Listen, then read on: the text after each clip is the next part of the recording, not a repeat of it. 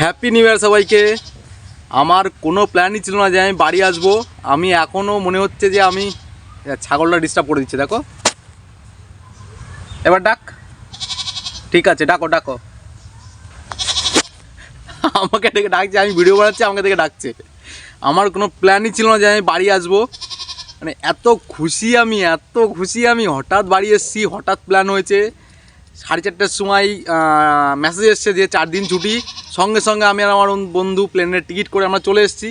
আবার সোমবারে আমার রিটার্ন। এখান থেকে 15 দিন আগে আমি বাড়ি এসেছিলাম, কিন্তু 15 দিন পরে আবার আমি বাড়ি এসেছি। কি ট্র্যাজেডি দেখো। আর এই যে আমাদের রিকো বাবা দেখো। আর রিকো হাই বলে দাও, এদিকে আসো, বলো হাই। হাই বলো হাই বলো হাই বলো হাই বলো হাই বলো। জীবনে সবাই আমাকে ভুলে যাবে, তো কোনো সময় ভুলবে না আমাকে। সবাই ভুলে যাবে, সবাই ভুলবে না। মানে সবাই বলতে সবাই না, আমার बस हवा निकल गई। বউ আর বাচ্চা মা বাবা ভুলবে না।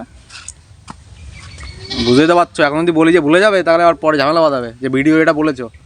তো যাই হোক, তো তোমাদের সবাইকে অভিনন্দন রইল নতুন বছরের।